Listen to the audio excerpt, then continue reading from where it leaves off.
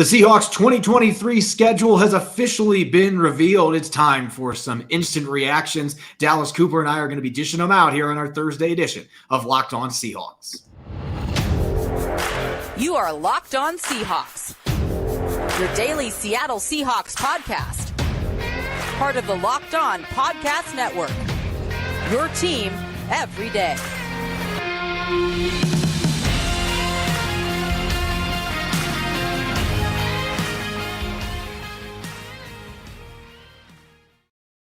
Greetings, 12. This is Corbin Smith, host of the Locked On Seahawks podcast, your daily Seahawks podcast, part of the Locked On Podcast Network, your team every day. Glad to be joined here on Schedule Reveal Day by my co-host, Dallas Cooper, and special schedule release day to all of our listeners out there. As always, thanks for making Locked On Seahawks your first listen 5 days a week. It's all about the schedule today. We're going to take a look at maybe the biggest surprises, our biggest key takeaways, our favorite road trip coming up this upcoming season. Tons of fun stuff coming your way. Instant reactions to the schedule and some other news roster related that we'll be digging into, including Super Mario making his way out to the Pacific Northwest to help Seattle's defensive line. Jam-packed episode coming your way, so let's get to it. Now for your lead story here on our Thursday edition of Locked On Seahawks. We've been waiting since the last season ended. We've known since early January who the Seahawks will be playing in the 2023 season, but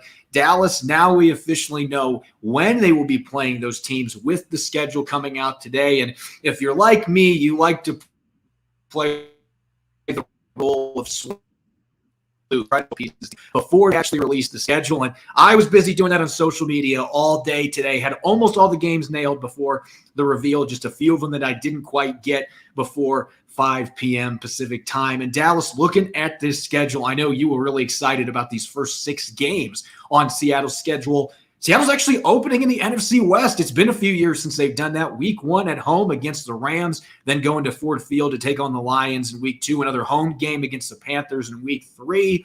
Giants in primetime Monday Night Football on the road, week 4. A really early bye week this year, week 5, and the Bengals coming out of that bye on the road in week 6. Looking at these first 6 games, Dallas, what jumps out to you? The first thing that jumps out to me is, as you said, opening in the NFC West against the Rams in week 1. This season is going to start off with a bang, and both fans from opposing sides are going to be excited. This is a division game, and it's going to be very important for both of these teams to start off the season well, and they're going to need to do that. The Seahawks are coming off of going to the wild card. They lost to the 49ers, but they want to make their mark this year in 2023. They're going to make the next step. That's the goal. And what better start than to go right against the Rams in the beginning of the season? It's going to be amazing to see.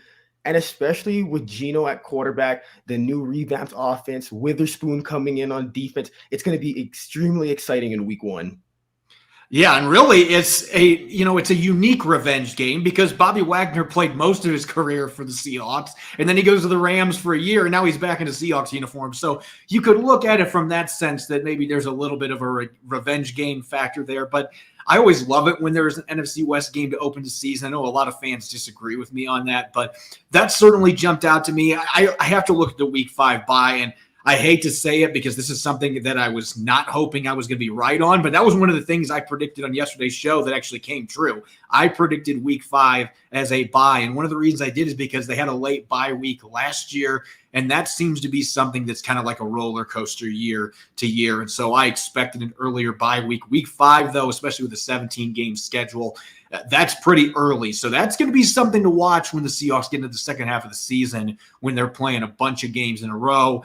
Getting to the second part of the schedule, in week 7, Arizona Cardinals coming to town, and then the Browns in week 8, back-to-back home games for the Seahawks heading to the midway point of the season. Then a tough road game against the Baltimore Ravens in week 9, the Commanders coming to town in week 10. So you get 3 home games in a 4-game stretch.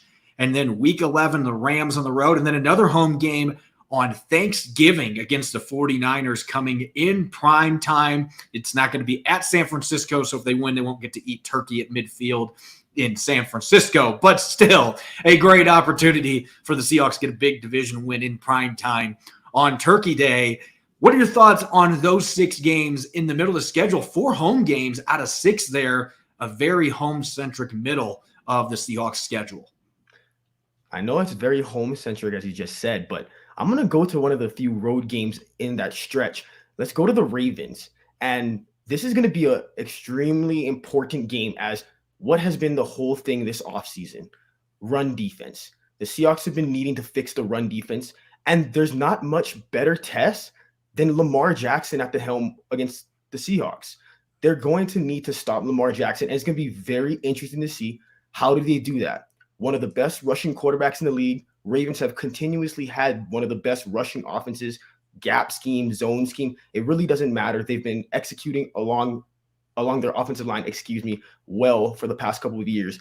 It's going to be a real test for this defensive line and front seven to be able to hold up at the point of attack against that team.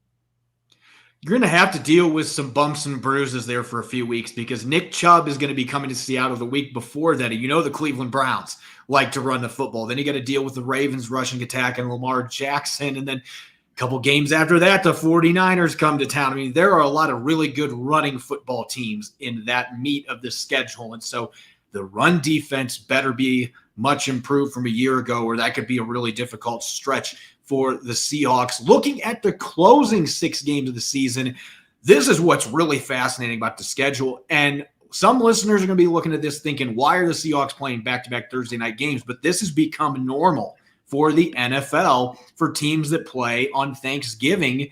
They typically have had them play on the Thursday the week after. They're going to get a full week of rest. And so you can't complain about that. A lot of players are going to be upset about planning for that because all of their days are going to get thrown off in the practice week, but they will get a full 7 days. You're still going to have 3 games in 12 days, which is difficult for hard, but get that game in Dallas, and then you got to go on the road to San Francisco. You get the Eagles at home in week 15, the Titans on the road, Christmas Eve. The weather could be nasty in Nashville that time of year. Steelers coming out in week 17, and then closing out the schedule in week 18 with the Cardinals on the road.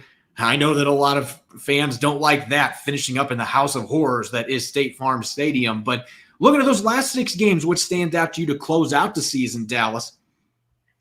As you said at the end, Corbin, week 18 in State Farm Stadium. And Seahawks fans, we've all known that you watch those games, not even just the Seahawks going against any team going in that stadium, there just seems to be a lot of non-contact injuries that go on over there. And in most of the time, it's really plays that are bang-bang, plays that you would never expect. And it's really tough. But in terms of just opponent, I would say the Eagles is a very one to watch out for.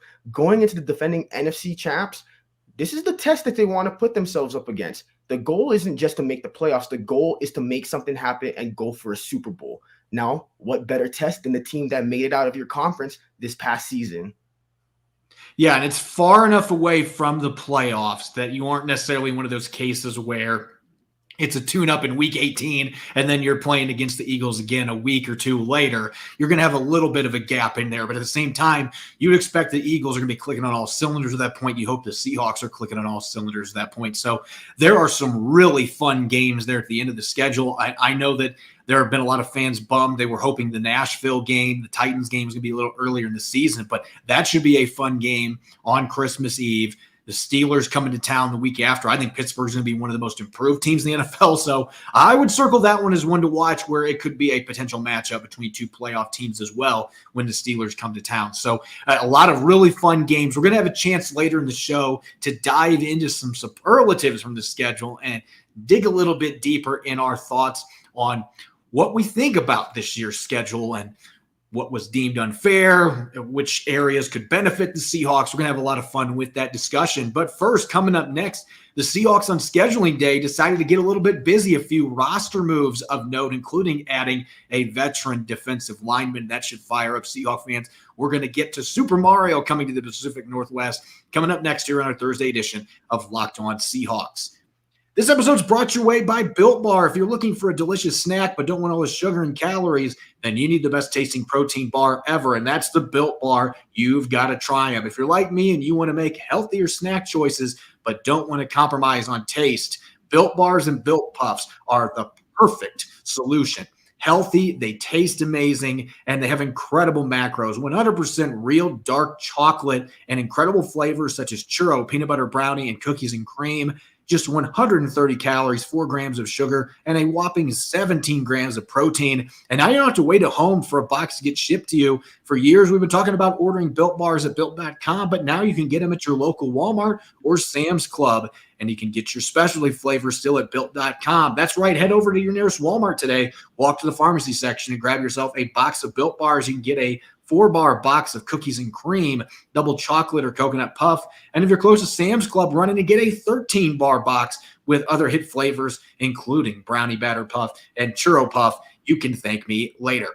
You're listening to the Thursday edition of Locked On Seahawks. Happy scheduling reveal day to all the 12s out there. I'm your host, Corbin Smith. Glad to be joined on today's episode by my co-host, Dallas Cooper. And a special thanks to all the 12s, as always, for making Locked On Seahawks your first listen 5 days a week. For our everydayers out there, we're going to continue our draft breakdowns tomorrow. We're going to be looking at where Cameron Young, Seattle's second, fourth round pick, fits into the team's plans along the defensive line. And we'll also be previewing rookie minicamp, which is going to start tomorrow and last through Saturday, a key first step for Seattle's incoming draft class, as well as undrafted rookies. Won't want to miss a jam-packed Blue Friday episode coming your way tomorrow. It was scheduling day. That obviously took up most of the headlines, but Dallas, the Seahawks, decided to throw a few extra curveballs into today's news cycle with some roster moves, most notably Tyler Lockett getting restructured today, opening up more than $5 million in cap space. We didn't know John Schneider was actually going to do that because he's typically averse of that. He does not like to do restructures and kick money down the road, but they did that with Tyler Lockett. Opened up some key cap space, and then quickly used some of that money that they opened up to sign veteran defensive lineman Mario Edwards, who visited the team in March. And Dallas, there's not a lot of big names out there, and I don't know that Mario Edwards would be considered a big name. He's never been a Pro Bowler or an All-Pro, but he has been durable. He's been consistent, particularly against the run. And at 280 pounds, probably a pretty good fit with the type of defense the Seahawks are wanting to run with a lot of odd fronts. Mario Edwards, he comes from a versatile background in terms of positions he's played, where a couple years ago when he was on the Bears, he played a similar scheme, much to like what the Seahawks play with Clint Hurt now. And what is important is last year, he also played edge in a primary 4-down front. So he brings versatility as well if you need a big edge. But as you said, at 280 pounds in the Seahawks primary odd front, he's going to be playing 3 technique most of the time. And that's what the Seahawks needed. They needed another depth piece and big body in the middle, because your starters along the line next season are probably going to be Jaron Reed. You're probably going to be looking at Draymond Jones. Your nose tackle situation, it's going to be up in the air. Probably is going to be Young, but it's a whole situation up in the air. But in that second role of players to sub in, Mario Edwards is going to be one of the top guys up there, and he's probably going to get more snaps than even some of the starters in certain games if he has the hot hand. And he's very capable, Corbin. As we talked about prior to the show, he was actually one of the most underrated guys in terms of pressures for the last couple of seasons. Yeah, he had 34 pressures, a career high last year for the Titans. Now, he only turned that into 3 sacks. I don't want our listeners to think he's suddenly going to become a sack maestro, because that's not his game. But he is not a one-dimensional player either. He has developed over time. Early in his career, did not provide much as a pass rusher, but now playing some off the edge, playing reduced inside, he's one of those guys that you really can move over. You can move him all over the line, and he can get after the quarterback and collapse the pocket a little bit. Again, 34 pressures last year. He has consistently gotten high marks defending the run from Pro Football Focus as well. Again, their grades, that's not necessarily the only way that we can evaluate players, and sometimes it can be taken with a grain of salt. But you watch the film, and this guy's stout at the point of attack. He can play all across the line. He's physical, plays with heavy hands. This is the kind of guy the Seahawks needed to bring in to supplement this defensive line, and he's going to come in at an affordable price point too. He visited the team in March. They didn't sign him then. Nobody else signed him up to this point, and so the chance to get him post-draft, I think it's a really nice signing for the Seahawks. And as you mentioned, you're going to have Draymond Jones and Jaron Reed likely being your starters. And then you've got Mike Morris, who you draft in the 5th round, who you think is going to be able to contribute right away, playing that 3-tech role. But now, if Morris isn't ready to take on that big of a responsibility, you don't have to necessarily worry about it, because now you got a guy, Mario Edwards, who's played a lot of snaps in the NFL, and he's going to fix some of the stuff that was problematic for the Seahawks defense last year. And we'll see if the Seahawks end up making any more moves, because I get the sense that they may do another restructure or another extension and try to go out and see if they can get one more piece to add to the puzzle before it's all said and done. But I do think that this was an important move for the Seahawks. And in other news, the rookies are inking their contracts. And I say this every single year, Dallas. I feel old when I say this now, but there was a time before 2011 where draft picks negotiated their contracts.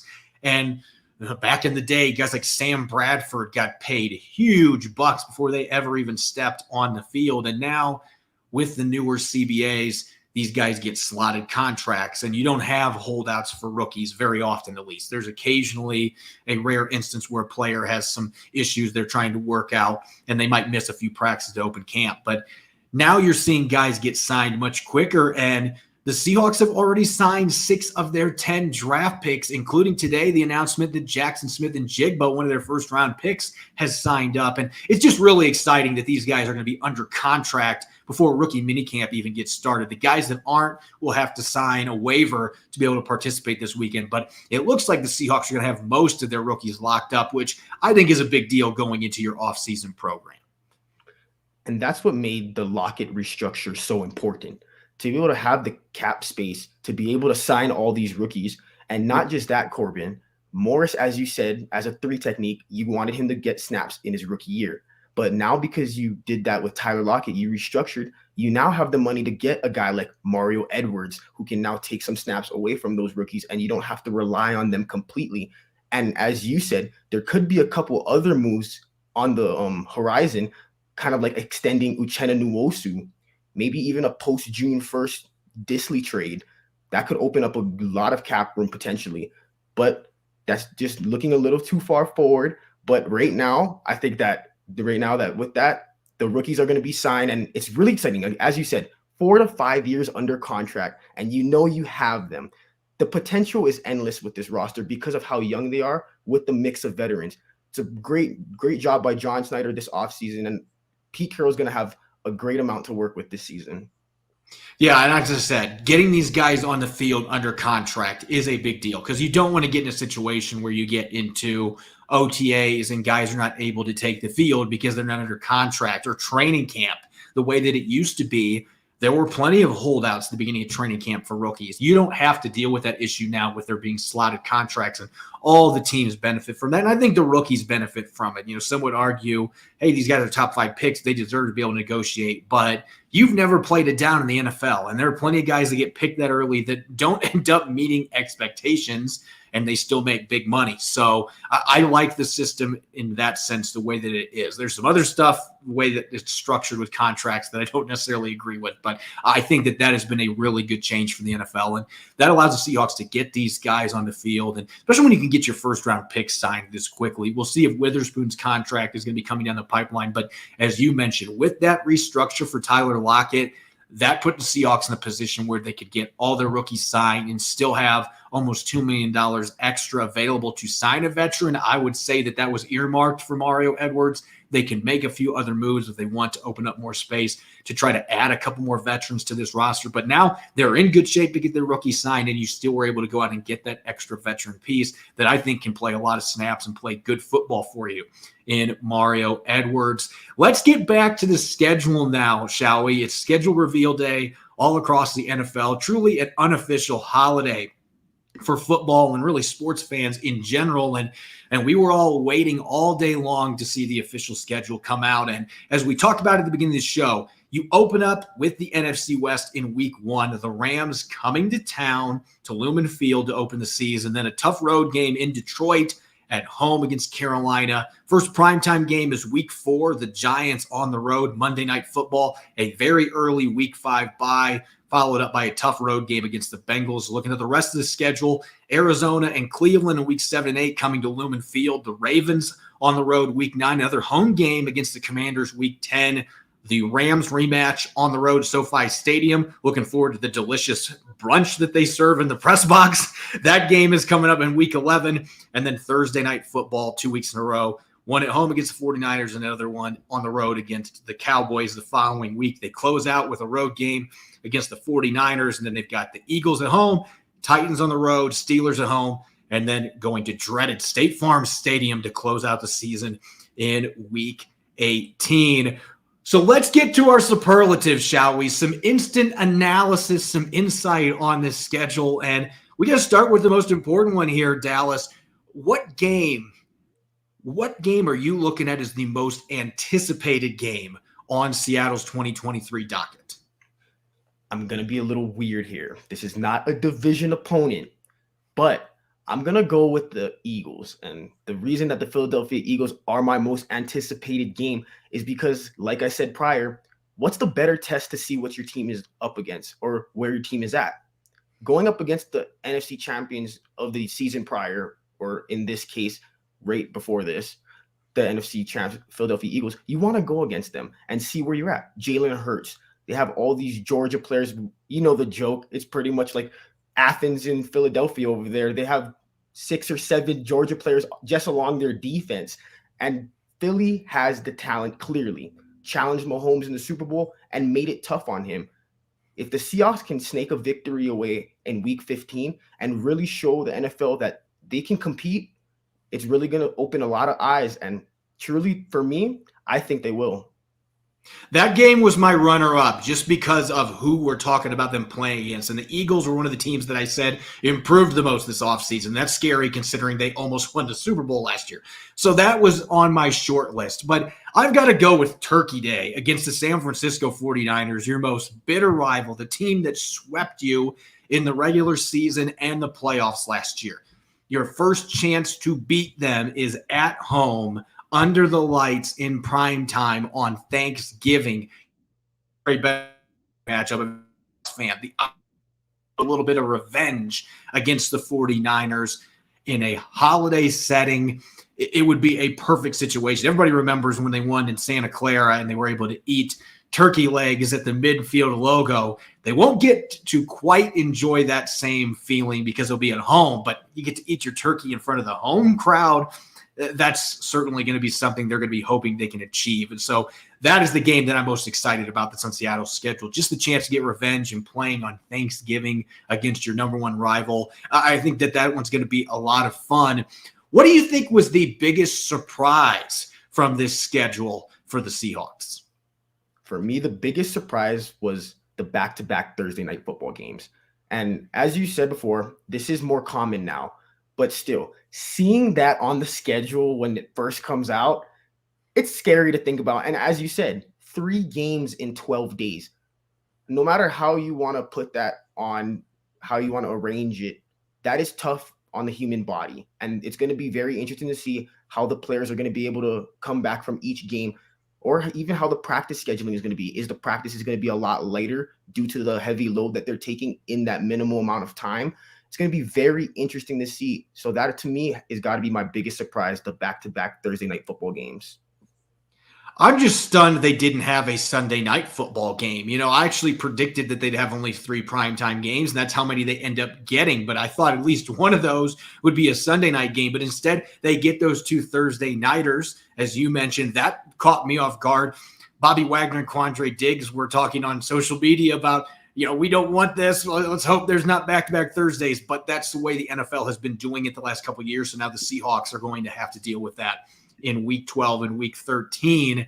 I just am surprised they're not playing a Sunday night game at all. Their other primetime game is a Monday nighter against the Giants on the road in week 4. That is not going to be an easy game early in the season against a team that got to the divisional round in the NFC a year ago and did a lot to improve their roster this offseason. So I'm just surprised there's no Sunday night game with the ability to flex. If Seattle's in the playoff hunt, maybe they get into a Sunday night game in the second part of the season. But for now, no Sunday night football games at home or on the road for the Seahawks, and that really surprised me.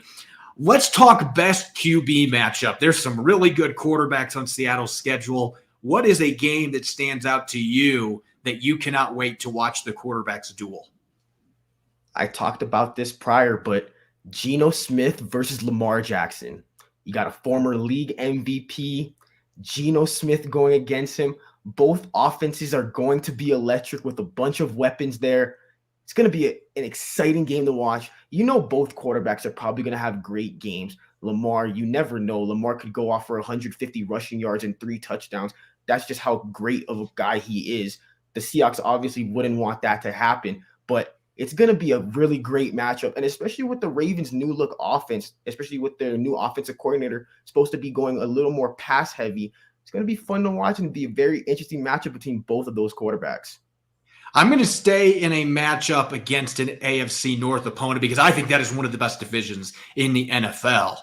And I'm looking at week 6, the road game in Cincinnati, cold-blooded Joe Burrow going against Geno Smith. That, to me, is one of the big litmus tests early in the season for the Seattle Seahawks defense because you're going to have to deal with Jamar Chase, Higgins, some of the other weapons that the Bengals have. And, of course, Joe Burrow being one of the top 3 quarterbacks in the league, in my opinion. And then the Bengals lost some key guys in their secondary. So that may be a defense, at least early in the season, that the Seahawks can find some pretty good success against throwing the football. So I think there's going to be a lot of passing yards. There's going to be a lot of passing touchdowns in that game. And so I'm looking forward to watching Joe Burrow go up against Geno Smith in Cincinnati. That's one of the games I've got circled. I think is going to be one of the more exciting ones to watch this upcoming season. Best primetime battle. There's only 3 choices here, but I actually found this to be somewhat difficult when you consider all the different factors. I have to steal your most anticipated game, Corbin. That Thanksgiving Day with the 49ers. And the chance to eat that turkey leg in prime time. You know that's what every player wants to do. They want to do that. And the fans want to see that. So for me, that has to be the best primetime game. You want to see your team eating that turkey leg after demolishing a division opponent. That's what every fan wants to see. And that's what you're hoping is going to happen. Yeah, I wanted to go with a different game here, but that stands out. It is the most anticipated, most exciting primetime matchup. And no offense to the other two, because I think the Giants are going to be a fun team this year. And on the road, that's going to be a tough game for the Seahawks. And then your other one, the following week after Thanksgiving, you got the Cowboys, who are still expected to be a contender in the NFC as well. And they've got plenty of weapons on offense, some good players on defense as well. So that's going to be a good matchup. I love covering games at Jerry World. It is truly the Taj Mahal. Even with some of the newer stadiums that come out, it is still the Taj Mahal of NFL stadiums. But the 49ers game still takes the cake, in my opinion, for best primetime matchup. Let's get to the toughest 3-game stretch now. Seattle's got a 17-game schedule like everybody else. But what are the toughest 3 games, in your opinion, looking at the schedule? Now, let's go to week number 13. And they got the Cowboys. And then they also, right after that, have the 49ers. And then right after that, have the NFC champions, the Philadelphia Eagles. That is an extremely tough 3-game stretch, as the Cowboys and the Eagles are both led by really good quarterbacks and really explosive offenses. The Eagles also have a great defense, much like the 49ers. But all 3 of these teams were teams that were competitive for the last couple of seasons. And that's important to factor because of the consistency all these 3 teams have had. And going into this season, all 3 of these teams are expected to be even better. And that's the scary thing. The Seahawks are going to have to bring their A game during that 3-game stretch, because that's like going through a lineup, batting the lineup batters 3, 4, and 5. That is a tough thing to do. I'm actually going to cheat here because it's still 3 teams, but I'm stealing your answer, except it's going to be a 4-game stretch, because if you've been watching closely, the 49ers' first matchup, that Thanksgiving game, is week 12. And then you've got the Cowboys on the road Thursday Night Football, and then the rematch of the 49ers, and then the Eagles. That is a 4-game stretch. 2 games against the 49ers, the Cowboys, and the Eagles. That is an absolutely brutal stretch. If you can find a way to go 2-2, even 1-3 in that stretch may be acceptable, because that is a group of juggernauts there in the NFC. And so that easily is the toughest stretch on their schedule. Now, as far as make or break stretches, though, I'm not going to say that one. Sometimes you would say that those two would be the same one.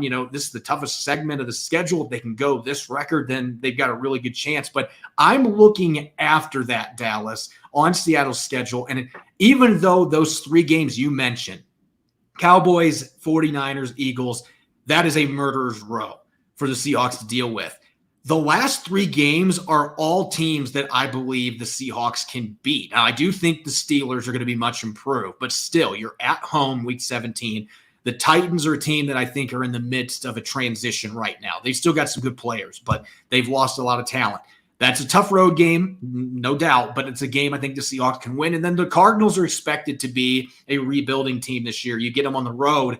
That, to me, is your make it or break it stretch, because those are all winnable games. You're coming out of that brutal stretch with 2 games against the 49ers, and then you get the Cowboys and Eagles. You have a chance to right the ship and finish on a strong note to get yourself into the postseason. So that is my make it or break stretch. If you end up losing 1 or 2 games there, you might not be playing after week 18. So that is a stretch that I believe truly has the ability to make or break this upcoming Seahawks season, because they're winnable games. And for me, mine one has to be, it's going to be coming from the same stretch, but I'm going to be a little more specific on a certain game, week 16 against the Titans. And the Titans have been a team that has given the Seahawks trouble over the last couple of seasons, no matter who has been there at quarterback. And what is important in that part, like you said, after going through that murderer's row, these are games that you are expected to win. And at that point in the season, you need to win. Yes, they might not be conference opponents or necessarily in the case of the Titans, a division opponent, but you still need to win that game and better your record. At that point, you're fighting for a wild card spot. You're fighting to win your division. You're doing anything you can to make that last push for the playoffs. You need every game you can, especially with such a tough schedule this year. Our next one here, best fan road trip, saving the best for last. And I always think this is interesting, because when the schedule comes out, as we saw today, a lot of times you'll get responses from fans. I really want to go to this game, and I hope it falls in this window so that I can travel. And Seahawks fans are renowned for traveling in packs to road games. So which road game do you think is the best road trip on this schedule for the Seahawks? For me, I'm actually going to switch it up. I had at first New York in week 4, but I'm going to have to go with Jerry World in week 13 as the best road trip for Seahawks fans. And as you said, the Taj Mahal of the NFL, you're not wrong. The reason a lot of people are wondering why maybe the Cowboys aren't having these international games is because Jerry understands he's not giving up a home game in Jerry World to go international. Jerry World is where everyone else wants to come. He doesn't need to go anywhere.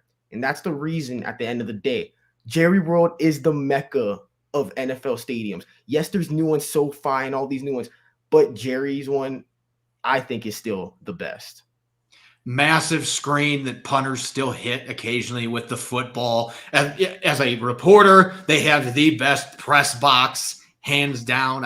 I think they still have individual drink dispensers at every single seat. I mean, so for me, that makes the extra Thursday night game worth it. But I'm going with a different answer, though, from a fan experience standpoint. Now, I have read some comments from fans saying that they're not happy that the Titans game fell on Christmas Eve, because now you're in the heat of winter, and weather can be pretty brutal there during the winter in Nashville. But you want to talk about a town that's fun to visit, and there's a lot of other stuff that you can do. And the Titans have been pretty competitive the last 4 or 5 years. They expect they're going to surprise people this year. They're going to be healthier. They expect to be in the playoff race. I think that's still going to be a very competitive game, but the opportunity to go to Nashville, where there's so many other things that you could do, and it's a great environment, a great city.